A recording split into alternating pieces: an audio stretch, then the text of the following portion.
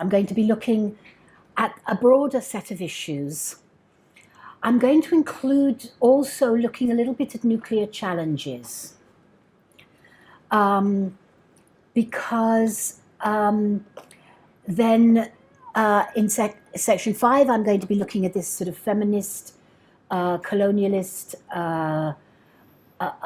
intersectional connections on these issues. But we have a change on our program for the final session, which was originally just going to be a lecture from me, but talking about the major nuclear challenges and the re-energizing of people's movements for disarmament and peace. But we've been in conversation and feel that it would be really a much better way to conclude this lecture series and involve in the learning experiences by connecting up the different kinds of people's resistance and mobilization to the range of different kinds of community and environmental challenges that we face. And so instead of just me giving a PowerPoint, we're going to work together and have several speakers talking about the specific kind of ways in which in their countries they've been building movements, whether it's at village level, community level, or it's been more citywide or national or international. So I will talk about particularly some of the nuclear and climate, but talking about it as a movement thing rather than an issue thing, because we've talked a lot about the issues. And we'll have Hiroko-san and Miko-san talking about the ways in which the different groups are working. We heard a little bit about that, but they'll particularly give us more information about how, what the public and people's resistance. We hope to have somebody come and speak to us about what's been happening here in Hong Kong from the umbrella movement up.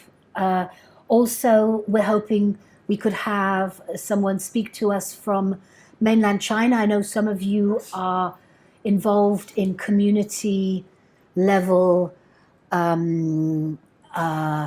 groups and movements that look at the community and environmental challenges in your area. We hope we'll have also Anatera and Alini talk to us from Brazil, and Hernan talk to us from Venezuela. So we'll start with those. So lecture 6 will be collective, with short presentations from all of those 6 kind of examples or areas, and then exchange with some Q&A and some discussion amongst us. So that will be what is on for tomorrow afternoon, instead of just a lecture from me in lecture 6. Now, however, I will be giving a bit of a lecture looking more detail at these issues that are the establishment issues around, well, we already talked a lot about nuclear proliferation, but more I'm going to be looking at kind of the deterrence and the arms control sort of framing of these issues. But I'm going to bring into that, I guess this could come under nuclear proliferation, but I'm going to bring into that some of the nuclear challenges of today that we face. So that's really going to be what's covered in today's discussion. So we start by just thinking about, we are always told that nuclear weapons are strategic, and we are told that they are a deterrent. And that's actually all of the 9 governments that have them, and indeed the other 20-something nuclear enabling or nuclear dependent countries that are part of alliances that connect with the doctrines of nuclear umbrellas or nuclear deterrence. I'm thinking particularly NATO, Japan, South Korea, Australia, that they are a deterrent, that we have these weapons to keep us safe. We have these weapons so that nuclear weapons don't get used. We have these weapons for war prevention, that we have these weapons so that we can project power elsewhere in the world without risking an attack back.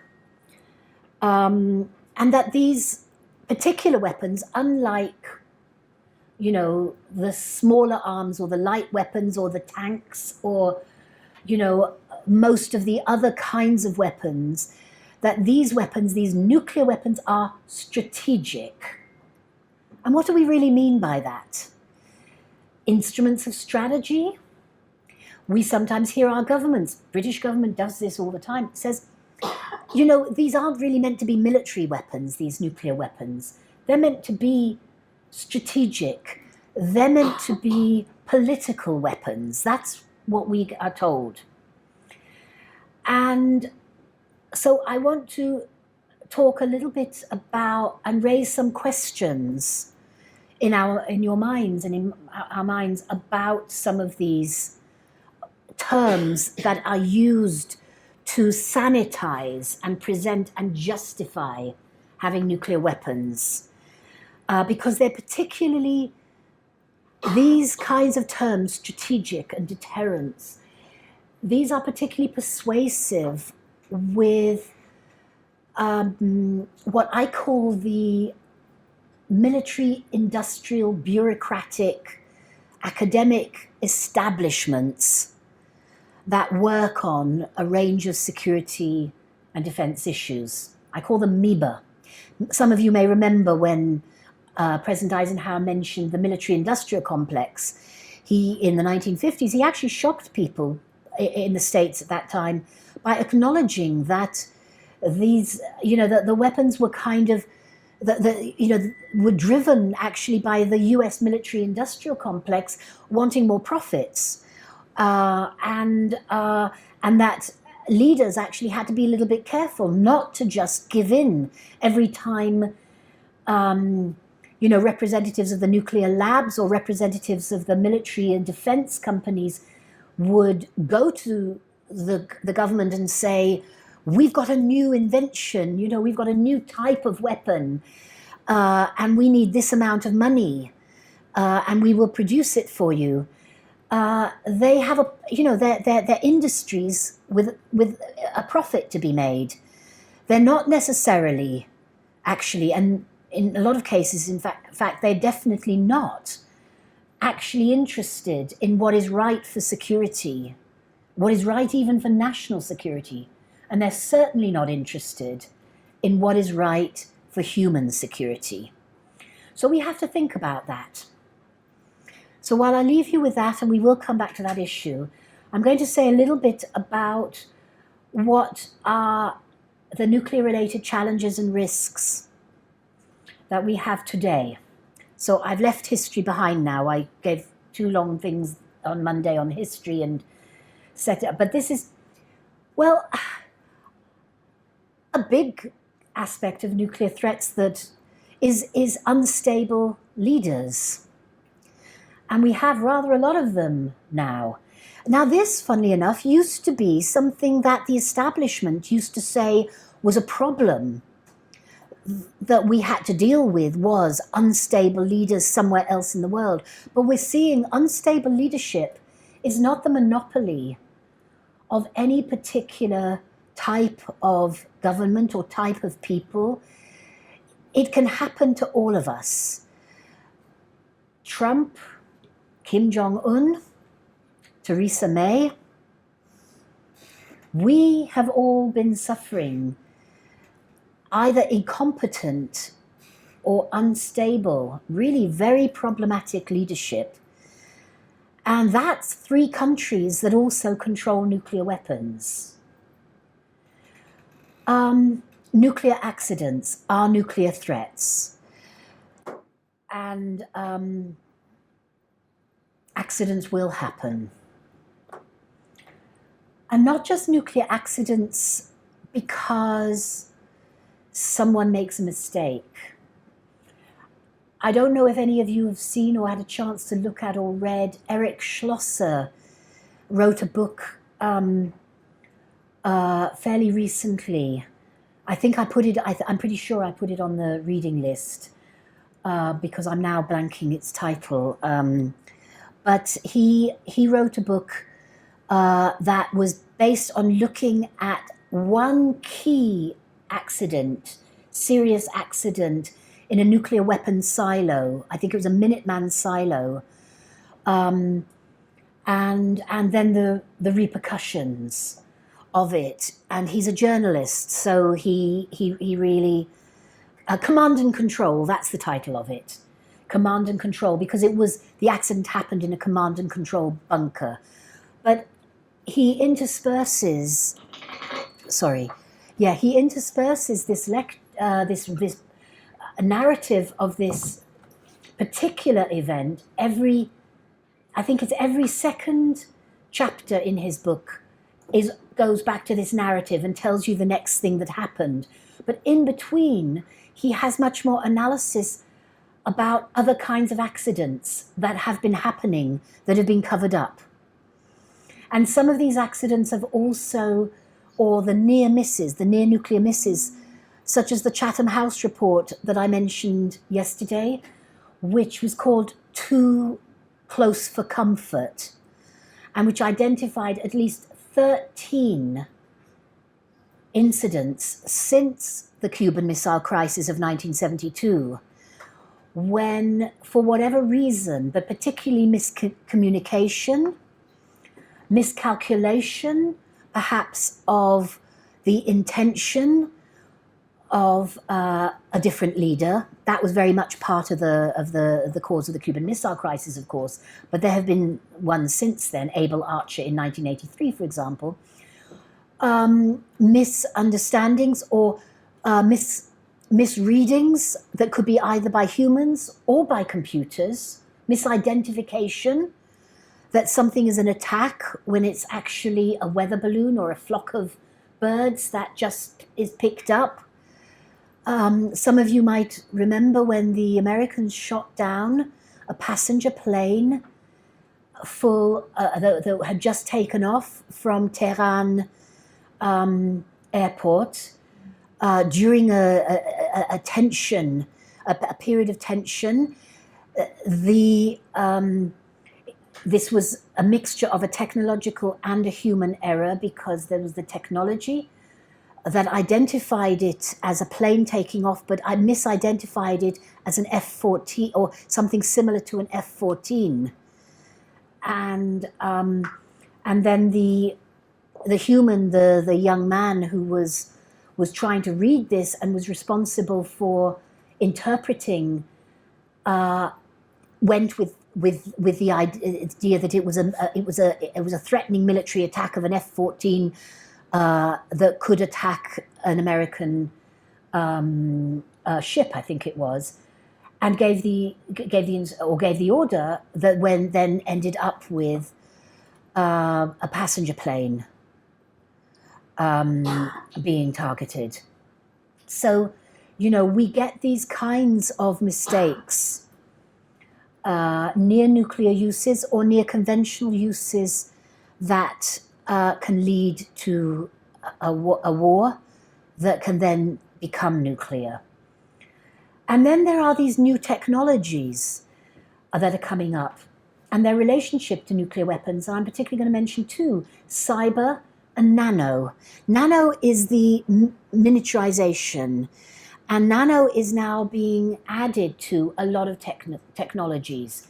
So nano can be added to chemicals or to enhance or disperse. Nano can be added, in fact, to nuclear. To my knowledge, it isn't yet, but it is a technology that could be used together with nuclear technologies.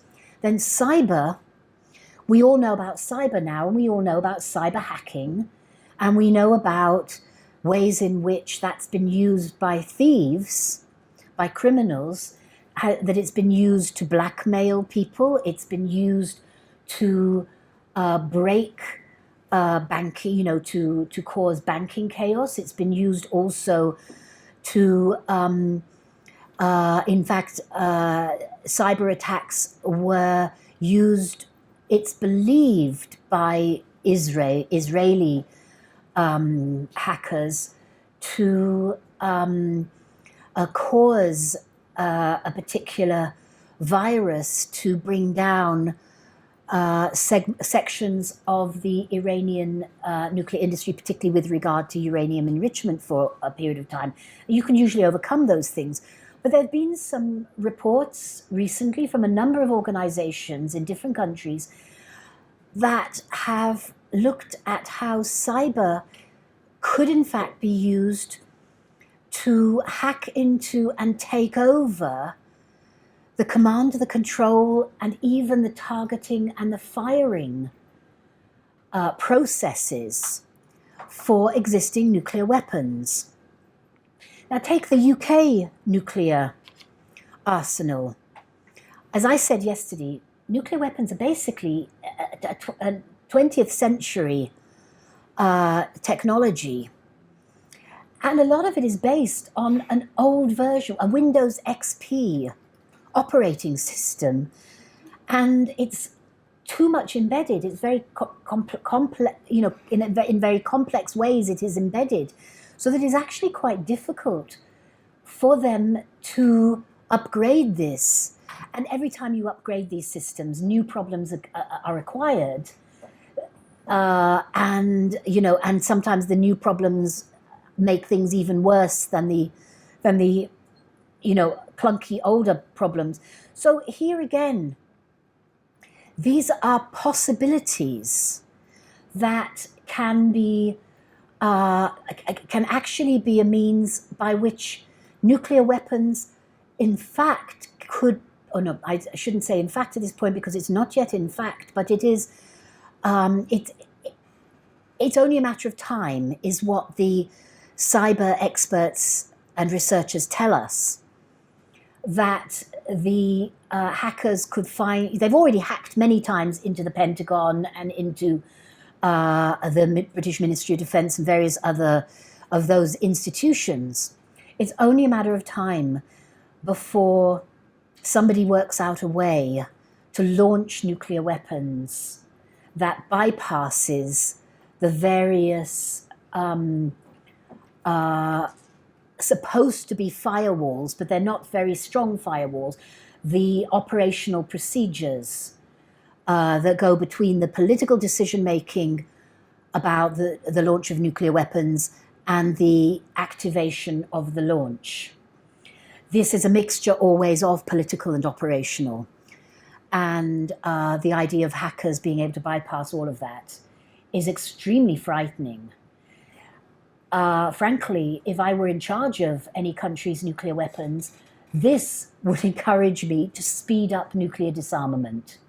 This would encourage me to speed up the signing and the ratifications of everybody to the Treaty on the Prohibition of Nuclear Weapons, and speed up then the physical elimination of the nuclear weapons, and in particular, as a very first step, to ensure that no nuclear weapons are deployed at all on any kind of high alert, or even not just hair trigger alert, but to ensure that no weapons are deployed on alert, that warheads and missiles are actually separate and kept separately, pending their total elimination.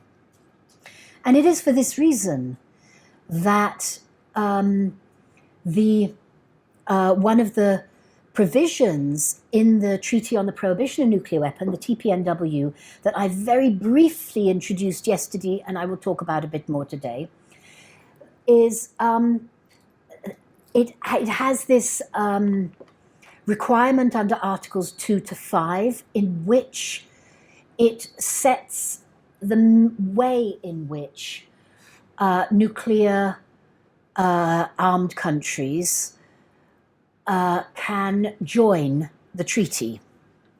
They don't have to get rid of everything in advance and only then be able to join. That is one option they could choose to have, but they could also choose to sign the treaty and then engage in a process with the states parties and the IAEA, the International Atomic Energy Agency, and in the process of how they eliminate. And the recognition is this is going to be a process of steps they have to take, and it's going to take a certain amount of time. We don't yet know, and the time is going to be different for every one of the 9 nuclear-armed states. One of the genius aspects of the TPNW, the ban treaty, is that it recognizes one size does not fit all. So the timelines and the exact steps and what has to be done is going to be different. We as civil society in the UK have just started a study that actually looks at what the steps and timeline might look like for the British nuclear arsenal. I think it would be brilliant to have scholars and scientists in China, for example, and in France, and in the United States, in all of the nuclear-armed states, to undertake exactly the same kinds of study. What would have to be done in order to go from the nuclear arsenal that country currently has to zero, to global, which would lead us towards global zero.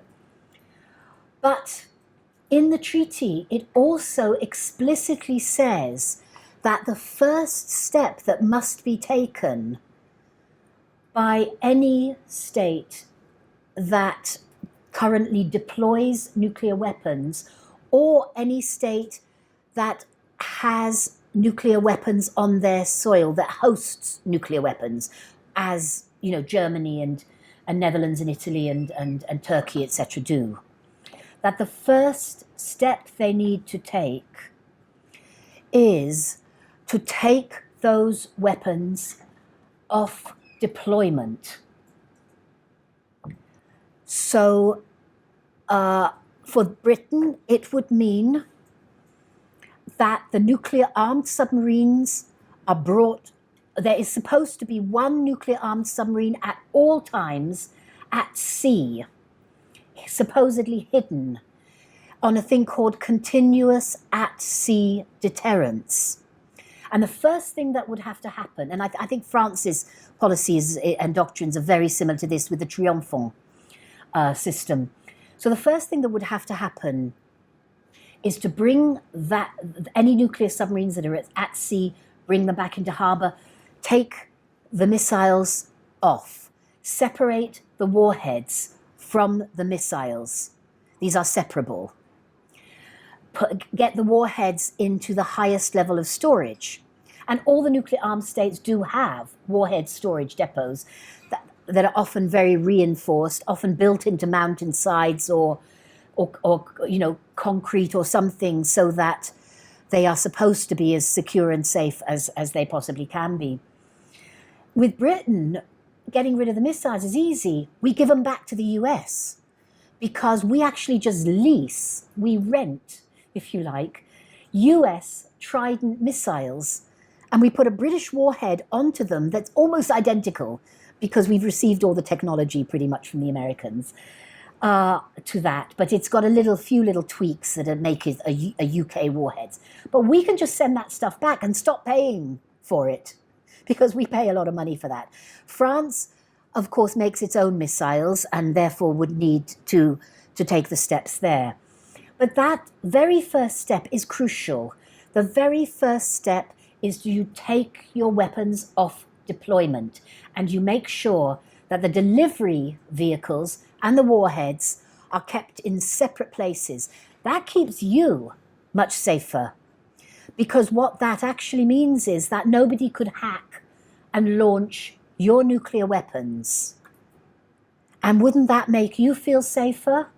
Probably a lot more practically safe than this theory of deterrence that you're told about.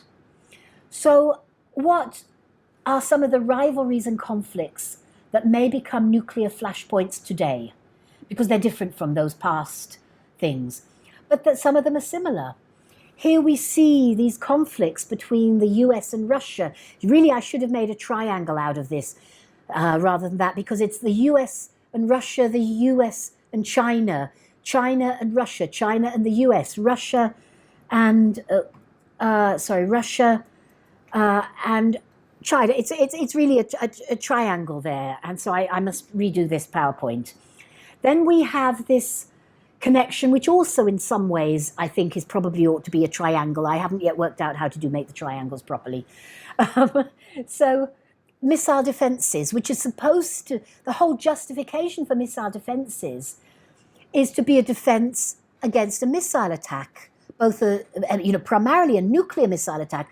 That goes right back to the origins of why the US, particularly always the Republicans, but they've managed finally to persuade the Democrats also on this, that they need missile defenses because of missile threats.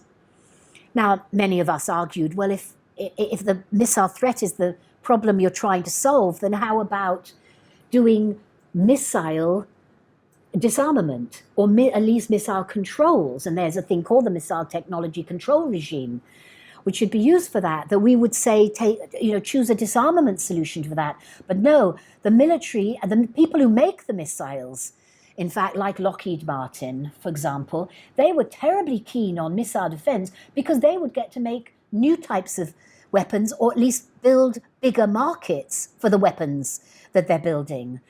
So here we have like a base let me start by saying a beautiful village, a sea visit village called Gangjong in Jeju Island in South Korea. Do you know of this, what's happening there? Where there has been years of local community resistance to the building of a major new military base. Why does there have to be this military base put there? Well, what they are told is that it's because of the missile threats from North Korea. What they think is also going on there, and certainly what China thinks is going on there, is because it is aimed at China as well. It is officially regarded as a South Korean naval base. Any of you have Samsung phones here, by the way? Anybody got Samsung phones? Okay, I boycott Samsung after visiting Gangjong Island and spending a couple of nights with the villagers there and sitting down with them to blockade this base. Samsung is making very large amounts of money to build this base in Gangjong. And of course, the Gangjong is for a US program called Aegis. There's Aegis ashore and there's Aegis at sea or something like that. But Aegis ashore. This is the Aegis system is part of the missile defense system. And there's Aegis being deployed in Poland, for example, on land-based, in land-based means. And that's part of missile defense with regard to Russia. Obviously it is viewed as that. And it is part of the rationale for Russia for deploying a new generation of a new type of weapon. That is the reason why the US has accused Russia of violating the INF Treaty. So you see how these all connect up. Aegis ashore is, basically missiles that can be launched from Aegis destroyers, which are American destroyers. as part of American missile defense collaboration with South Korea. But of course, all of this also makes both North Korea and China a lot more vulnerable, makes them feel more vulnerable, and in reality, it makes them more vulnerable. And so we're not going to get the denuclearization of North Korea unless we are also addressing not just the denuclearization, because South Korea did get rid of the nuclear the US bases that deployed nuclear weapons in South Korea were got rid of about 30-something years ago, I believe. But it is these other things like missile defense. And the problem is missile defense is also missile attack. The missiles and even the means of launching them are absolutely identical for attack and defense. This isn't, as it is portrayed to the American public and as Ronald Reagan somehow believes, this isn't that you have the threat of the arrow and you use a shield. No, the whole idea is if you have the threat of the missile, you deploy another missile that is launched and is supposed to attack that missile in the air. It doesn't actually, I mean, that's actually the most difficult part of the technology, is to make it hit another missile in flight. The thing is, if you've got those ballistic missiles or those cruise missiles that can do that kind of a job, then you also have every bit of the technology to be able to actually slightly adjust the targeting so that you fire that missile, and instead of going up in the air in that direction to intercept a missile in flight, it goes up and then it goes back down, and you've targeted it and it hits a base or a city on the ground in somebody's country. So that's a set of real problems that can become nuclear flashpoints, even if the arguments for the initial deployment, even if the rationale for the original deployment is actually about defense.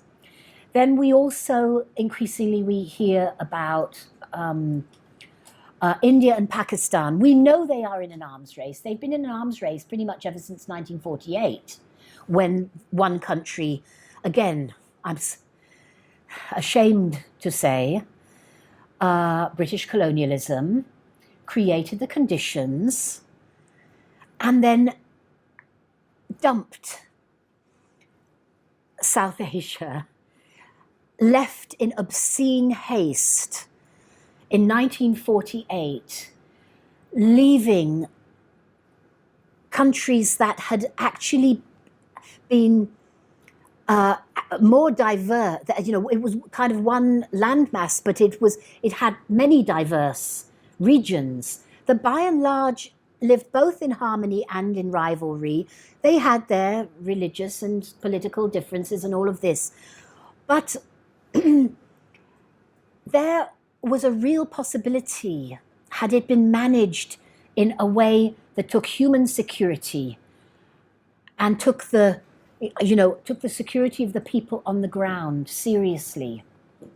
It could have been done in such a way that it would not have led to the splitting of two nations, a Muslim religion-based nation and a religion which became Pakistan. There was also then Bangladesh, there was East and West. You get all of these situations, and it was British colonialism that set that up to become what is the India-Pakistan military rivalry, increases rather than decreases through the separation of, and that horrendous transfer of populations in 1948 that ended up with a majority, whole families, changing where they lived because of their religions. And we live with that today. And the people there live with it most of all. And of course, Kashmir, constant flashpoint between the two because it's disputed territory. And from 1998, both of those countries overtly went nuclear. And they continue to do this saber rattling with threats to use nuclear weapons. We don't talk about nuclear rattling, do we? That's actually what they're doing. They are threatening each other. I can cause more damage if I use my weapons on your cities than you can cause if you use nuclear weapons on my cities. Listen to this stuff. It's very, very frightening. And it's no accident that when the nuclear winter studies were initiated, they took as one of their baseline scenarios the possibility of a nuclear conflict using nuclear weapons between India and Pakistan. The Korean Peninsula has been obviously in the news a lot recently. And again, you can't just talk about this in terms of North Korean nuclear weapons. You have to. This is where I met Kinchi and Jade last year. We were all there as part of Women Cross DMZ, the demilitarized zone, which had been started by a Korean-American woman called Christine Ahn in 2015, and had actually involved meetings in North Korea and then women crossing from north to south and holding meetings in South Korea. In 2017, it was possible only for us to be meeting in South Korea and then walking several kilometers across the reunification bridge into the demilitarized zone, where we did at least meet with some North Korean women and women's groups. It's got to be about peace. It's got to be about disarmament, or at least greater levels of disarmament. There has to be a peace treaty, and that has got to be not just about North Korea and the United States. It's got to involve North Korea, South Korea. It's not, the armistice is just between the US and North Korea, but this has got to be a peace treaty that involves all the people of the Korean Peninsula and is underwritten with support from the US and China and, as states directly involved. It's also got to be looking at the broader aspects of disarmament and of nuclear policy. Both Japan and South Korea are part of the nuclear umbrella from the United States. That has to be taken into account. And the relationship between China and North Korea, that has to be taken into account. So you need to have some kind of six-party negotiations that are different from the six-party talks that were going on, but going on very badly for many years. And then the Middle East, Israel has nuclear weapons, but chemical weapons are also a weapon being used in the Middle East. There needs to be a broader understanding and engagement over getting a zone free of nuclear and all weapons of mass destruction in the Middle East. And the UN and the Non-Proliferation Treaty process can help such a process along, but ultimately it has got to be the countries of the region that negotiate this and bring it into force. But you can't do that without also peace and recognition relationships between all of those countries, the Arab countries, Iran, and Israel in particular. But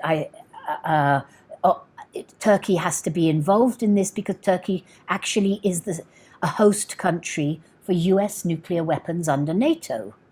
So here again, and therefore we also have to look at Europe. The destruction of the INF Treaty by principally the first step taken by Trump, now the second step taken by Putin, and the expectation that the treaty will no longer be a valid treaty by August of this year, raises the stakes or raises the risks of nuclear exchange in Europe now, much higher than it had been. So we have to think about that. So the current challenges, I think it's the access of Donald Trump with John Bolton is a major challenge to peace and disarmament and sustainability and trade and community building around the world in various different kinds of ways. The US sanctions are hitting the health and the development of the people in Iran in ways that are causing real desperate misery, just as sanctions have hit the people in North Korea, along with natural and also systemic problems there that hit agriculture. Let's not forget the totalitarian regime has also contributed to misery and starvation. And then, you know, Iran then threatens in recent days that they will now accelerate their nuclear developments, that they will go above the limits that they agreed to on uranium enrichment, and that they can go above that in terms of their capacity, the volume that they are enriching, and also above that 4% that we talked about yesterday, above the reactor grade. They could go higher. They threatened to do that. Then we hear just a couple of days, Trump ordered a military strike against Iran's leaders, including the supreme leader. And then he changes his mind. I mean, thank goodness he changed his mind. But when we talk about unstable leaders, we should be scared. And this whole undermining of treaty regimes, the INF Treaty, I've talked a bit about that. Nuclear weapons are being designed. Some people make a mistake and they say, you know, there's modernization, getting bigger and better weapons. The modernization is actually largely about getting smaller and better weapons. Smaller, more usable types of weapons are the modernization choices. And there's new arms racing in nuclear. We've seen that, well, the arms racing stopped only for about 2 decades, actually, between the US and Russia and other countries. I mean, China has carried on modernizing. It's not really arms racing in quite the way that the US and Russia always did. But nevertheless, modernization programs in nuclear, in cyber, increasingly in space. Again, we have to go back to US policy, first under Reagan, then under George Bush Jr., withdrawing from the ABM Treaty, ignoring appeals from almost the whole of the rest of the UN, including Russia and China, who did a draft treaty on preventing an arms race in outer space, which they kept trying to put forward in the Conference on Disarmament, and which had support for many nations. It has now come that these countries are now doing their own developments. And again, if you have a space launch program, you also can launch ballistic missiles, because the technology is basically the same. And then this thing called autonomous weapons, or fully autonomous weapons, or sometimes called lethal autonomous weapons. We call them killer robots. And there's a campaign to stop killer robots. So in that situation, what do we actually think we have with deterrence? You know, Tony Blair actually said that he felt empowered to go to war with the United States against Iraq in 2003 because the UK had nuclear weapons. So what is that connection for him? It's power projection. And it's also that if there is a retaliation, that he would be he sees the nuclear thing as deterring the retaliation, but it's basically about power projection. But there's also a lot of the nuclear armed states, all of them, I think, in one way or another, are going after status, power projection, fear. They have a fear. The inertia, their amoeba, their military, industrial, bureaucratic, academic mindsets, and the belief in nuclear magic that some of them have. You know, frankly, deterrence is virtually like voodoo medicine. If you believe in it, then maybe it works for you. Might not work, though, if the disease actually occurs, if you actually, have a problem. Wishful thinking. I think deterrence is mainly about wishful thinking. And I put that particular message up there showing the Trident submarine. That I took that photograph when I was living in Scotland during the Faslane 365 demos for nearly 2 years. See how close I got to a nuclear-armed submarine. That submarine had nuclear weapons on board it. Look how close the village just behind it. This a nuclear submarine was going home to the Faslane port, and I snapped that photo with my little camera just 2 miles before it went into port. And I also show that red telephone because what really is deterrence? I think it's got more to do with the telephone. And I give lectures sometimes about deterrence at the Defence Academy in the UK, and I always put that slide up, and then I get them talking about it. So we all use non-nuclear deterrence already. Women have used this time immemorial to prevent aggression by men and who are either stronger from us physically or who are armed, to prevent, to deter them from attacking us sexually, or we use a whole number of different kinds of techniques. And they're mostly communicative techniques, not just by voice. You can communicate in all kinds of ways. So people do, there are a whole lot. Also, in all kinds of ways, groups that might have rivalry or might have similar interest in who might live nearby each other, all these sorts of things, they signal to each other that they are not a threat to each other. That's actually a very important form of deterrence, is to reassure others that you do not pose a threat to them. Diplomacy.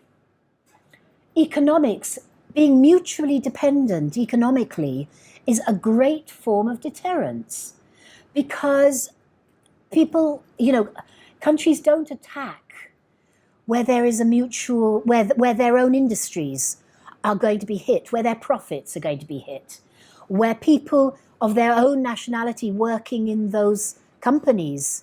So wherever you have international trade and companies and factories, you probably have a form of deterrence that is much more useful than any kind of weapons-based. Having emergency services that would be able to support any city that was threatened or attacked by any kinds of weapons.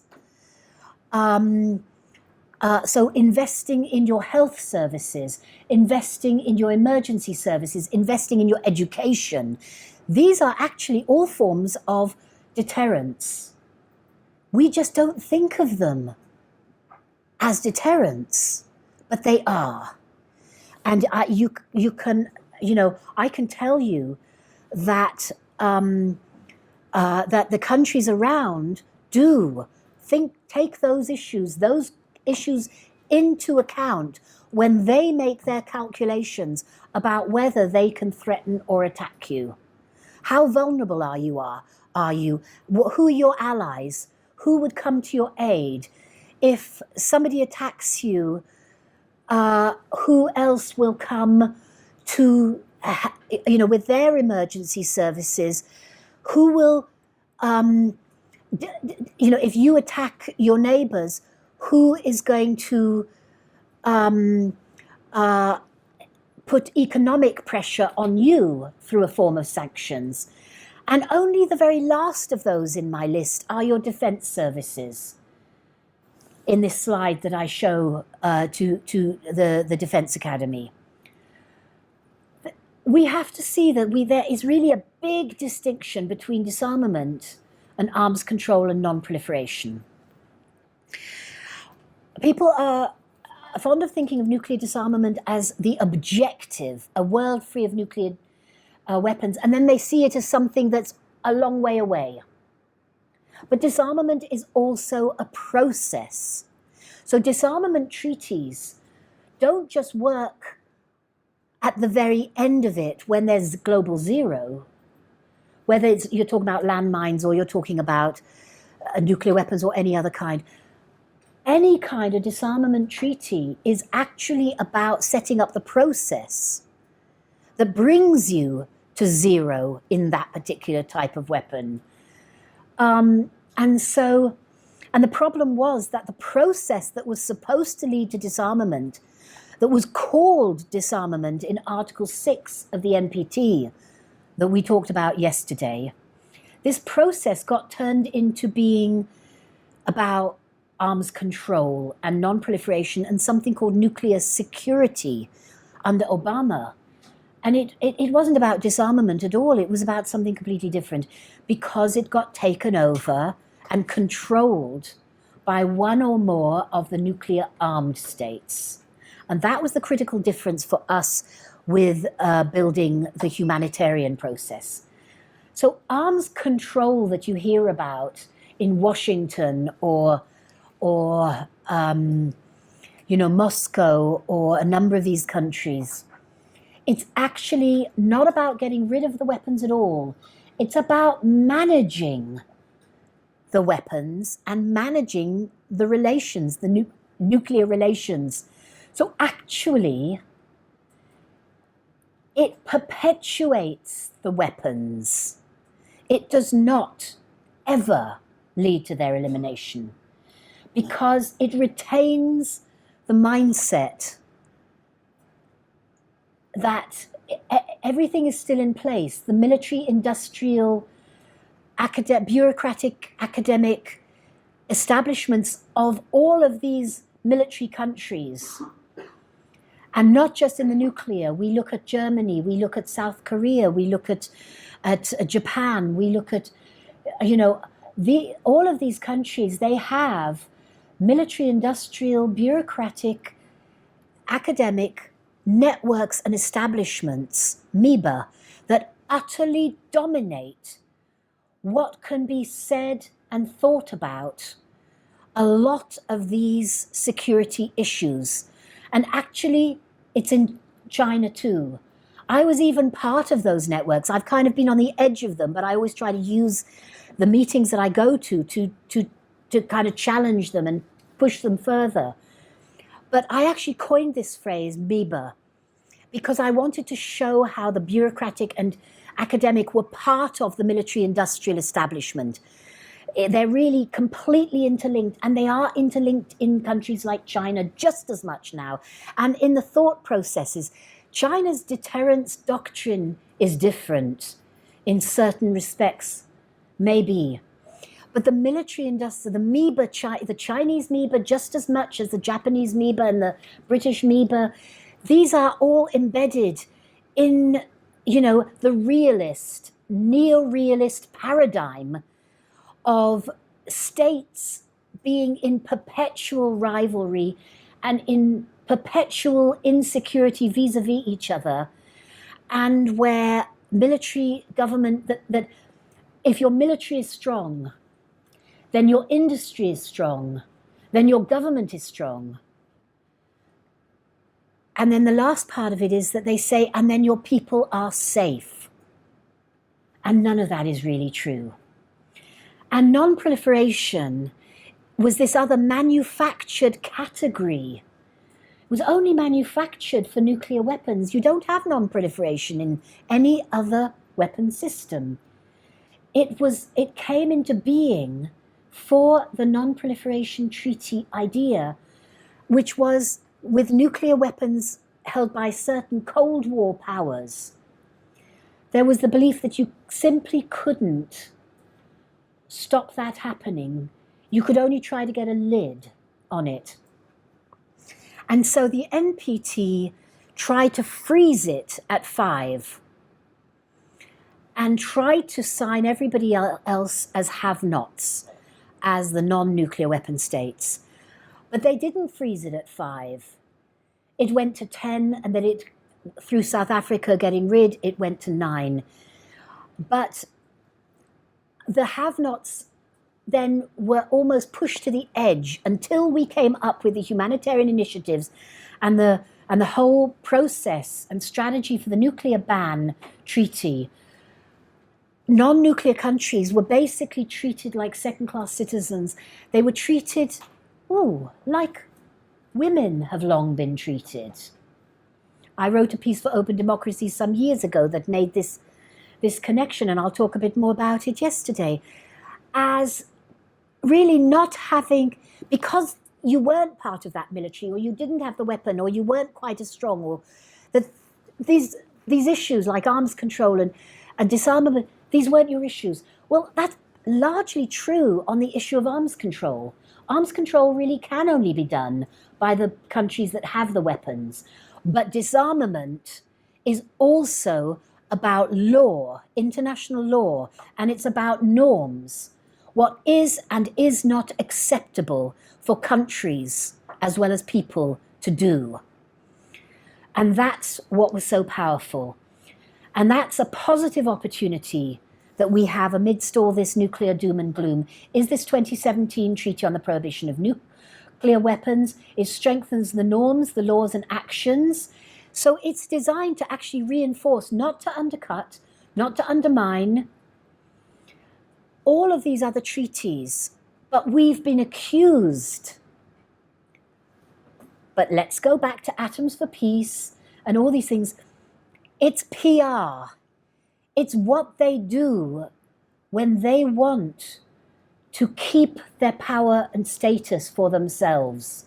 They've accused all those nations, altogether over 140 nations who've signed at one time or another onto humanitarian commitments to ban nuclear weapons, a larger number even than those that adopted the TPNW, have been accused of undermining the NPTA.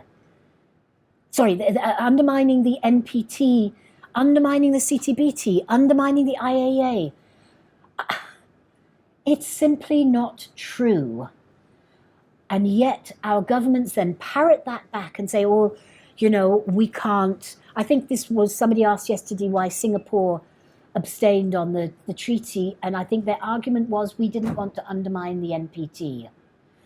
But don't believe that that's the reason. And also these treaties and norms strengthen non-violent means of resolving conflicts and of building peace. So this is why disarmament treaties are so important. You're halting and eliminating the inhumane weapons and practices. You're capping, you're putting a lid on, destabilizing developments in weapons, all kinds of weapons, because weapons kind of connect. Chemical weapons were called the poor man's nukes. Listen to that. Poor man's nukes. That was what that was one of the incentives that governments used to get their people and their militaries to commit to spending the money to make chemical weapons for so many years. Poor man's nukes. So we, through treaties, through all of these disarmament treaties, and they interconnect, collectively developed security and peace building and the institutions for that. Not the amoeba institutions that shore up the military-industrial complex, but the peace building and collectively developed security institutions, one of which actually was the European Union from its very inception. It was founded on the Statute of Rome, the Treaty of Rome, on the European Iron and Steel Treaty. People forget that, and the European Coal Treaty. Now, why coal, iron and steel? Because when countries went to war in the First World War and the Second World War, the first signs of this was nationally controlled iron and steel and coal industries being mobilized long before the war by the military-industrial complex of those countries. They didn't call them that, But that's, you know, you can call them Nazis, you can look at Japan, you can look at Germany, but you also need to look at the UK, you know, in that regard, and was that they were building up the industrial capacity to go to war. And that happens far before they start declaring war. So the EU's founding treaties was a common foreign and defense policy that developed out of the Treaty of Rome, and collective, totally interconnecting the industries so that no country could individually go to war. No country could individually start that process of building up to go to war. It's really important to think about how that works. And then also the promoting of, so the EU, this is why my heart was so broken by the decision in 2016 for Brexit, because it was not a decision about the European Union at all. It was a decision that the left behind communities that were left behind by the legacy of Margaret Thatcher's decisions to destroy the heartland of the steel industries and the coal industries and all the other production industries. And now I know that subsequently with climate change, we would have to tackle the coal issues. But she wanted to kill off the trades unions. That was her real motivation, was to kill the power of the trades unions. And to do that, she destroyed the communities of working class communities of Wales, the Midlands, the North, Scotland. This was her project, economic project, from coming into power in 1979. And then the austerity that blamed the working people of most of our countries for the collapse of the banking system. How did that happen? Where the working people were made to pay for the greed and the incompetence of the international and our collaborating national banking systems. That's what austerity, the austerity policies that then got brought back into our countries. And so a lot of people in Britain voted against migration, mostly from the European Union countries. So it was actually white migration. So it was a different take on the prejudices that there have been for many, many years against migration of other communities that were brown or black, that have come looking for jobs, that actually had believed that they were part of the British Empire. You know, they were welcomed in when jobs were needed and then treated extraordinarily badly, treated with racism. But what happened as European, particularly the new European states, the new European Union states that were former Soviet, was they were also very poor. So that people started to look for jobs elsewhere, and Britain, by comparison, was rich.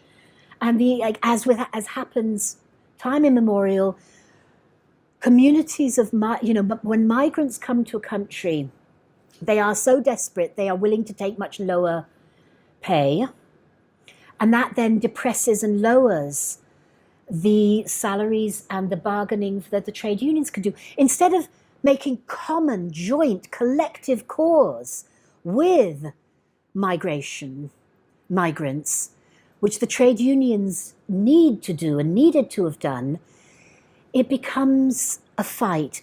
And this isn't just 20th century or 21st century.